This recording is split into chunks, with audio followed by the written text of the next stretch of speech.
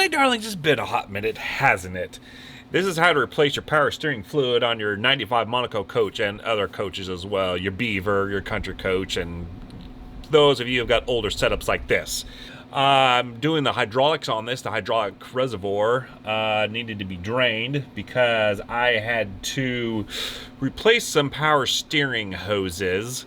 Some of them were leaking and getting chaffed, so that required me to drain my reservoir. I'm like, you know what? I know there's filters in there. Let's take a look and see what it's going to take to replace those filters. Right.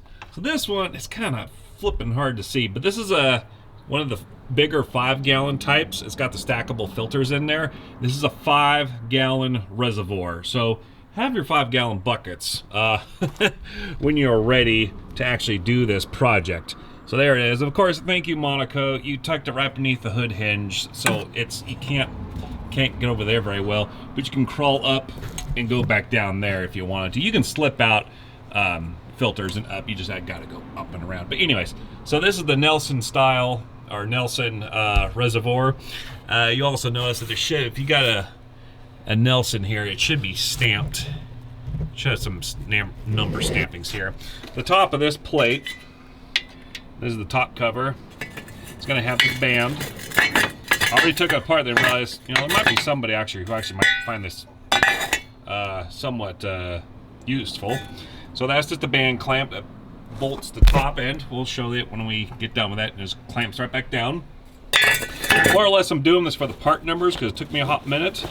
Nelson, who did all this power steering stuff in the 90s, up to the 90s, you know, like in the Freightliners and other Class 8 trucks as well, they built these things. They were bought out by Cummins. Fortunately, we can buy Cummins parts for them still. Excellent. Now there's an O-ring that goes here. It's a big 8.5 to 9-inch O-ring. Sits right how, keeps your lids nice and sealed. All right, so this is the O-ring. It's older. It's got some mileage on it, but it's approximately 9 inches across. I think it's 8.5 to 9 inches across. Anyways, this reservoir does come in it's like a 2.5 gallon, a smaller one. They like chopped it in half, I think, in later years. But we got the big boy version, which is fine, whatever. I mean, it's more fluid, so more cooling potential, or at least less overheating issues. I don't know. I do have a power steering cooler on the, it's somewhere buried underneath there, but anywho. Okay, and here are the filters. I'll show you how they go on. Basically, they stack on top of each other, just like thusly thereof. Yes, it's extremely dorky, but it works. These are 5-inch filters, meaning they're 5 inches from here to here, in case you're measuring. And they got that inch and a half gap, something to that effect. Fortunately with mine, somebody had written on 84220, which is a Nelson part number that's basically taken over by Cummins. This is the top bit where it screws into. That's basically how you're going to put your filters into your reservoir. All right. Now coming over my genuine Cummins parts, got the new O-ring gasket. At first I thought I was going to go on McMaster-Carr and order myself a universal one, which would have worked, only they're about twice as thin as this one. Then I realized you can actually still get the gasket for it, O-ring for it still, so I'm like, all right. And then of course we got the newer filters, brand new filters. And yeah. You can see there's a bit more mating surface material to help seal things up. You can see right there, bottom is about the same, but the top has got a lot more material. And yes, this side up, of course, as well as the old ones also say that, so that matches up nicely. But yeah, OEM parts still nice. So get this in there, I'm gonna go up and away, and then drop it back down the other side here. But I gotta use 2 hands. I'll show you a video. I'll take a quick clip, but there is a centering channel iron in there, so you don't have to worry about if this thing's gonna be offset. It'll just center itself. Right, so if you go over here, inside the canister, this is what it looks like. We got a centering rod, here, and just goes straight down. It's just a bale bucket. It's basically all it is, with some supports that down at the bottom. But that piece of metal they welded there, that's the centering piece there. So you don't have to worry about your filter if it's off or not. It'll just go right through there. Are you ready, darlings? Here we go. This side up. The other way up here. And then you drop it down here. Like that. One potato. Working on the second one. It's a bit hot out here. Us Northwesterners don't like summer. It's too hot. It's over 80 degrees. Yes, as I said, that is Phoenix, in this March had 100-degree weather. Well, you guys live in a desert. Hello, McFly. This side up. Go down. So you go up. And then you go back down to the other side here. Oh, here. See where I'm at? Just go. Oh, look at that. Remember, folks, nothing fits like OEM. I'm telling you. Oh, crap. Almost dented that. Nothing fits like OEM. It's a thing. Assemble this side up. Okay. This should be the last one. Yep. Okay. Now I have to get my phone out so I can show you guys the inside shot because the big cam can't get in there. Moving on. Right. Oops. No. Hey, turn the flash on, you dumb idiot thing. Right. And there we go. You can see they're already centered. As centers they're going to be. Perfect. Take a washer here. Maybe. And then you go like that. Yep. Your spring hoo-ha comes next.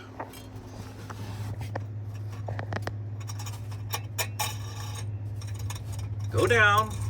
Or does it go down? It may not go down. That's right. Spring compressed. You idiot. Get your little wing nut. Right, this is gonna take 2 hands.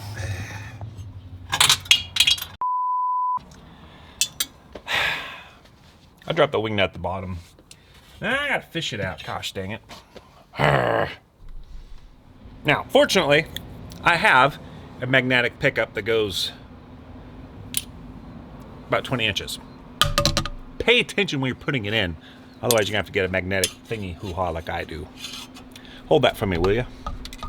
Appreciate that, buds. Living the dream. Freaking always something around here. Now, when I pulled out my filters, I lucked out because they were all stuck to each other. But since these are new, I need the magnetic puller to pull each and every one out. Whatever. Okay.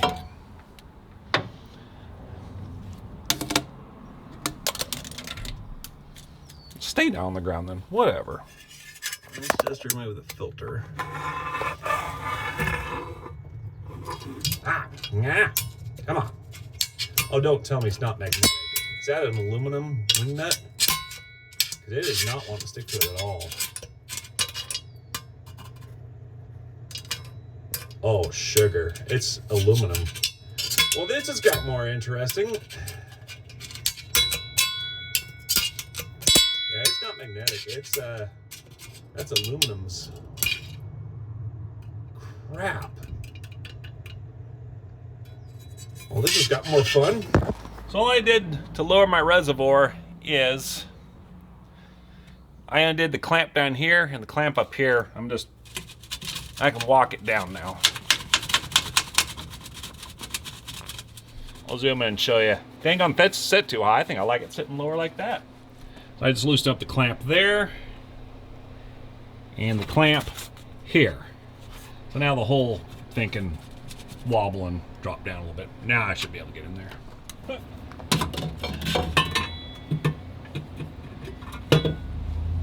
Oh. Why don't you actually retrieve your wing nut first? See, normal professional YouTubers, they cut all this crap out to hide their fallacies and their boo-boos. With me, you can see the whole show. Can't say that on YouTube. Want to be family friendly. We keep our language clean around here, but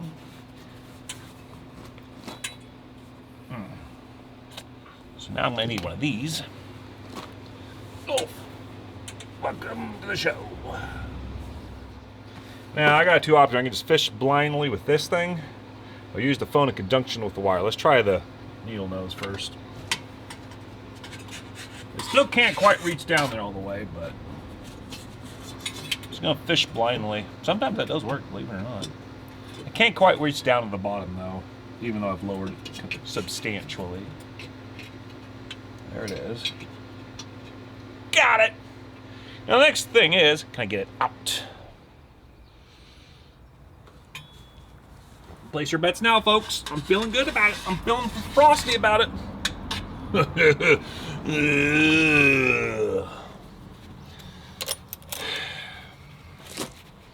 I love you guys. I don't care if there's only two people that see it. I don't care. I love you guys nonetheless. Love your work, babies. Positively smashing, darlings. Now, oh yeah, that's aluminum. Or you guys incorrectly pronounce in some communist countries, aluminium. Oh yeah, we are holier than thou, aren't we? Oh yeah. Yeah, well, now listen here. At least we got air conditioning. I'm looking at you, France. Get it together. That's right, I'm throwing shade at you guys, and most of Europe. Can't believe this. It's just crazy to think that to live without air conditioning. Shoot. Thinking about that the other day. So the story to that is France, one of their official politicians was giving us guff. I don't like to bring politics into stuff too much, but we're talking about air conditioners, right? Like only like 9% of France or Germany has actually air conditioning. Like really? That's it? France was giving us shade about, oh yeah, it's all our fault. We're creating all this pollution and it's why it's all hot. I'm like, no, it's summer. It's not supposed to be cold. It's not supposed to be sunny and 70 everywhere, okay? I mean, there might be like 2 places on Earth where that can actually genuinely happen. Other than that, it's called summer, folks. Get used to the concept. Some people, I swear. So France was giving a shade that it's all our fault, global warming is, you guys are running air conditioners. Yeah, we're not going to stop either now, are we, my beautiful American citizens, are we? Heck no. I want my air, thank goodness. Thank goodness for that. Now what I'm going to do is I'm going to pull the spring down here as best I can, and then try to get some threads started. All right, now we're just gonna crank this thing down until we can't crank it down no more by hand. Let's see what we're at here. We're maxed out on the threads. There is no more threads there, so that does bottom out. So that is our canister, ready to accept Earl. Waiting on Earl. So 1 week later. 1 week later. As the man said. And with the O-ring, make sure it's completely flat. Pull it down here, here, here. Pull it and walk it around. Make sure it's all flat, all the way around, right? Then you get your filler cap, top of reservoir, whatever. Now, as for your clamp here, I was able to get mine off without undoing this. Fortunately, the O-rings were smushed enough. It had enough wiggle room I could manually pull it up like this. Putting it back in, I don't know. I may have to back this off a little bit, getting it in there. So just to let you know, if it doesn't go back on with this nut, you may have to back off a little bit. It's okay because you're gonna, if there's a little bit of slack in this bolt, you're gonna take it up down here. When you crimp it down, it'll tighten up the slack on here. So get it to where it's fairly taut, but still workable when you put it back on. And it should be okay. You don't have to reach around because I really can't get back up in there without really taking my mud flaps off and crawling up underneath it. It'd just be a pain in the hootie. So anyways, might take you a little bit of finesse. I'll let you know if mine needs a bit of adjusting on this side. How? Honestly, sorry. Honestly, when you're doing this, you're gonna have to do it by braille. Feel where the lip of the top or the cap of the reservoir is and the bottom, and make sure it's seated. I think it is in there all the way. I think I can clamp that down, but make sure there's no oil leaks and go around and make sure it feels good.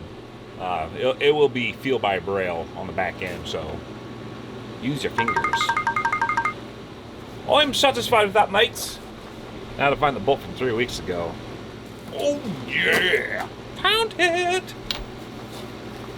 Now, the next question is,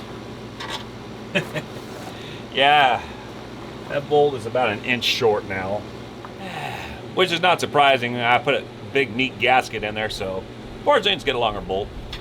Crump it back down, it'll be fine, Now I know they're supposed to be in the center of the camera, but I can't because right next to it is the silver fiberglass. Just blows the picture completely out.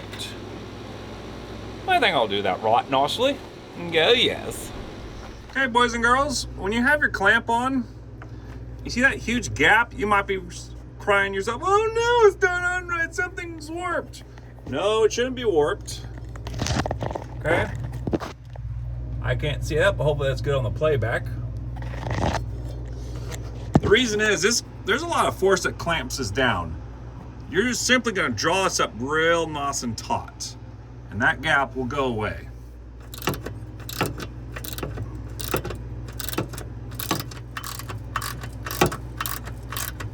You start to see that gap slowly starting to turn now. So don't freak out if it doesn't seem to be quite a line. This ring, as long as you got it centered on your gasket and it's fully seated around, it's not crooked, but you can see mine's all even. If you're looking at the top of the brim of the canister, or top if you will, it's all even, then you know you're on. You just simply have to draw it up taut. As you can see, it's getting there, it's almost tight, but see, right here, oh no, we're gonna stop. This will actually go inside of here. That's by design, that's not by accident. That is supposed to overlap. You can even see the wear on this inner ear right here, where it slips in underneath this channel. It's almost tight, and we're almost out. Still got a bit of a gap. Not terribly pleased with that. My ring could be a little bit tweaked, but we are bottomed out here, and it is on the level.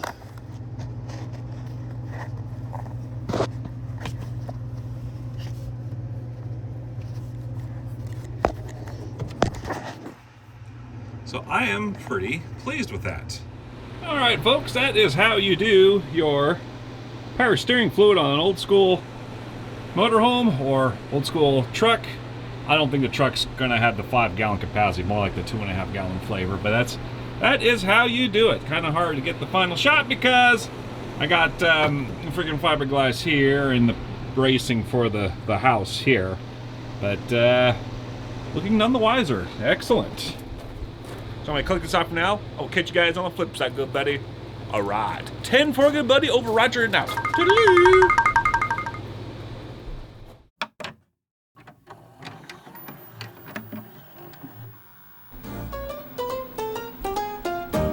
This guy's a little bit.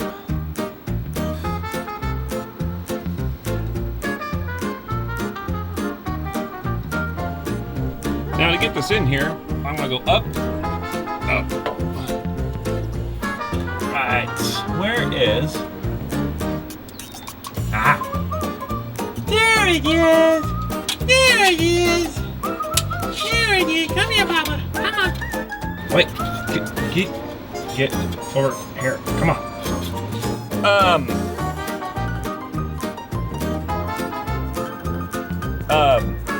Freaking. It's in that you get to come out. Oh.